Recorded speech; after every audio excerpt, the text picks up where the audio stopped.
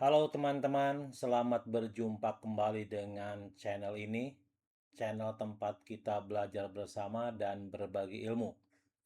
Di video kali ini kita akan membahas panduan lengkap cara membaca output uji independen sampel t-test. Ini coba perhatikan tabel. Ini adalah desain penelitian yang akan diuji lewat uji independen sampel t-test. Kemudian ini adalah output SPS yang sudah dilakukan. Oleh karena itu, sebelum masuk ke dalam pembahasan video ini, teman-teman semuanya harus sudah menonton video yang ini. Ini tolong disimak, diperhatikan dulu, karena video ini merupakan kelanjutan dari video ini. Oke, kita mulai. Ini adalah output SPSS uji independen sampel t-test. Ada 3 tabel output SPS uji independen, yaitu yang pertama, yang ini, tabel output grup statistik. Yang kedua, tabel output independent sample t-test, yang ini. Yang ketiga adalah tabel output independent sample effect size, yang ini. Oke, kita bahas satu persatu. Yang pertama, tabel output grup statistik. Pada tabel ini, tabel output grup statistik, ada 4 poin yang harus diberikan interpretasi. Yang pertama, jumlah sampel. Yang kedua, rata-rata. Yang ketiga, standar deviasi. Dan keempat, standar error mean. Oke, jumlah sampel N ini 30. Ini artinya bahwa kelas metode TGT terdiri dari 30 peserta didik. Begitu juga untuk kelas metode ceramah. TGT 30, ceramah juga 30. Dengan demikian, kedua kelompok memiliki jumlah sampel yang sama, sama-sama 30.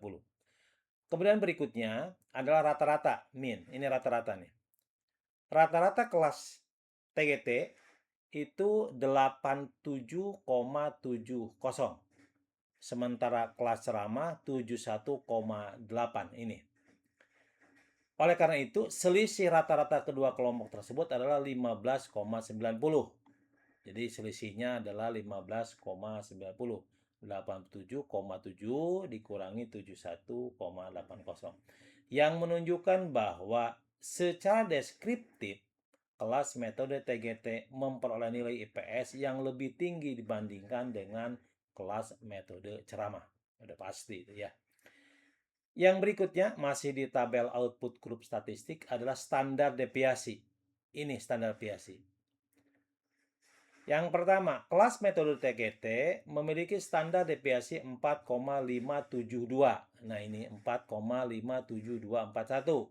Sedangkan kelas metode ceramah memiliki standar deviasi 3,33632. Oke. Hal ini menunjukkan bahwa variasi nilai pada kelas TGT sedikit lebih besar dibanding dengan kelas ceramah. Karena standar deviasi lebih besar, jadi variasinya lebih besar. Dengan kata lain, nilai peserta didik pada kelas TGT lebih beragam karena standar deviasinya lebih besar. Meskipun penyebarannya masih relatif kecil. Berikutnya, poin keempat dari tabel output grup statistik adalah standar error mean. Standar error rata-rata pada kelas TGT sebesar 0,835. Ini 0,834 sekian dikulatkan 0,835. Sedangkan kelas ceramah 0,609 nih. Kita bulatin ya. Nilai ini menunjukkan bahwa tingkat ketelitian estimasi rata-rata sampel pada rata-rata populasi semakin kecil standar error, semakin presisi estimasi rata-rata tersebut. Kesimpulan dari tabel ini, tabel output grup statistik, berdasarkan statistik deskriptif, kelas yang menggunakan metode TGT memiliki rata-rata nilai IPS yang lebih tinggi. Itu tadi 87,70 dibanding dengan kelas yang menggunakan metode ceramah, yaitu 71,80. Namun, tabel grup statistik hanya memberikan gambaran deskriptif dan belum dapat digunakan untuk menyimpulkan apakah perbedaan tersebut signifikan secara statistik atau tidak. Untuk mengetahuinya, maka hasil ini harus dilanjutkan dengan melihat output independent sample t-test. Yang ini nih, tabel ini ya. Khususnya nilai sig, Shutile atau value. Tabel kedua yaitu tabel output independent sample t-test.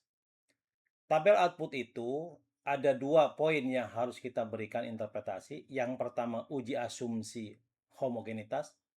Ini Levene test for equality of variances. Yang kedua adalah uji independent sample t-test. Ini uji hipotesis. Pertama, uji asumsi homogenitas atau Levene test diperoleh nilai F, ini F 2,652 dengan nilai signifikansi 0,109. Oke. Karena nilai signifikansi 0,109 lebih besar dari 0,05, maka H0 diterima. Artinya disimpulkan bahwa varian kedua kelompok tersebut adalah homogen. Oleh karena itu, interpretasi hasil uji T menggunakan baris pertama, yaitu baris equal variances assumed. Nah, yang ini, baris yang ini nih ya. Sampai ke sana ujung. Oke. Poin kedua, masih tabel output independent sample t-test, yaitu uji independent sample t-test. Karena hasil uji homogenitas itu homogen, maka baris ini yang kita pakai nih, baris equal variances assumed nih ya. T hitung itu 15,386 ini. Kemudian DF itu 58. Kemudian mean difference itu 15,900.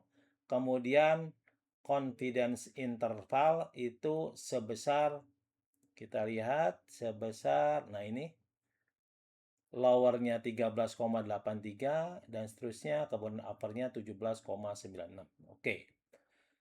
Karena nilai sig to Thailand itu lebih kecil dari 0,05, maka H0 ditolak dan HI diterima. Artinya terdapat perbedaan rata-rata nilai IPS yang signifikan antara kelas yang menggunakan metode TGT dan kelas yang menggunakan metode ceramah.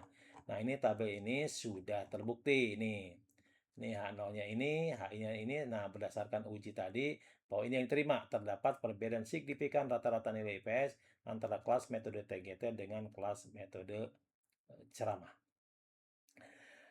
Kesimpulan dari tabel output independent sample t-test. Yang pertama, berdasarkan hasil uji independent sample t-test diperoleh nilai sig to Thailand itu lebih kecil dari 0,001, yang lebih kecil dari 0,05, sehingga H0 ditolak atau HI diterima.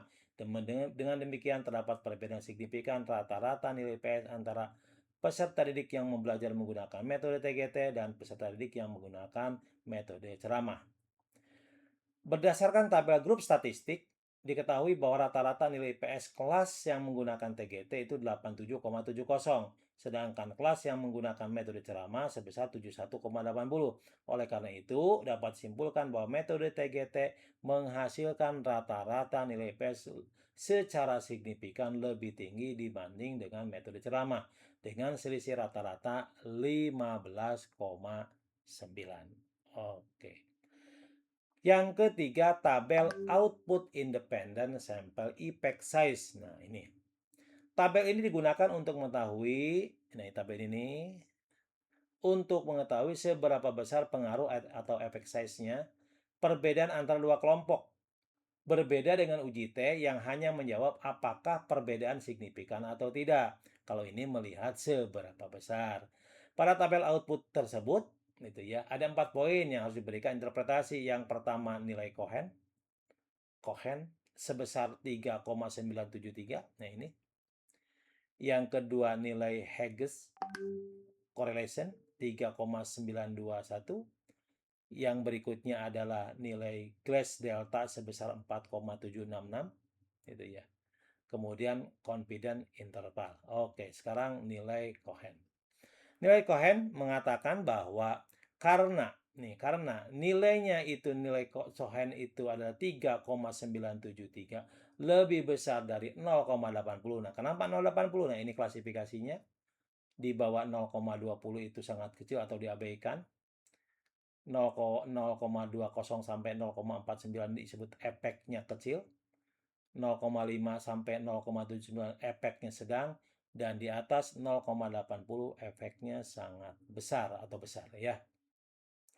Maka dapat simpulkan perbedaan rata-rata nilai IPS antara kelas metode TGT dan kelas metode ceramah memiliki ukuran efek yang sangat besar. Artinya, menggunakan metode TGT memberikan pengaruh yang sangat kuat terhadap peningkatan nilai IPS dibanding metode ceramah. Kemudian, poin berikutnya masih di tabel output independent sample effect size itu adalah poin Higgs correlation sebesar 3,921. Nilai ini merupakan penyempurnaan dari nilai Cohen, terutama untuk ukuran sampel yang relatif kecil. Karena nilainya 3,921, maka interpretasinya juga menunjukkan ukuran efek yang sangat besar. Kemudian berikutnya poin Glass delta sebesar 4,766 estimasinya. Oke. Glass delta menggunakan simpangan baku kelompok kontrol sebagai pembanding nilai tersebut juga menunjukkan efek yang sangat besar. Nah, Glass delta dipergunakan jika varian kedua kelompok tidak homogen. Kan tadi kita sudah bahas bahwa ini adalah homogen, jadi ini tidak berlaku ya. Oke, confidence interval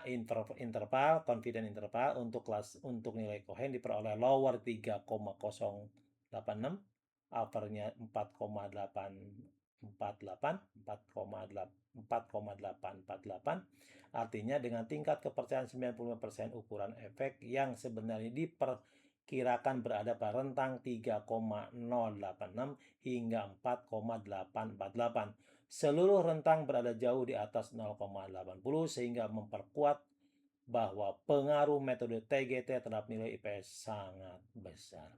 Kesimpulannya, berdasarkan output independent sample effect size diperoleh nilai Cohen sebesar 3,973, Higgs correlation sebesar 3,921, Glass delta 4,766. Ketiga ukuran efek tersebut menunjukkan perbedaan hasil belajar IPS antara kelas yang menggunakan metode TGT dan kelas yang menggunakan metode ceramah memiliki ukuran efek yang sangat besar.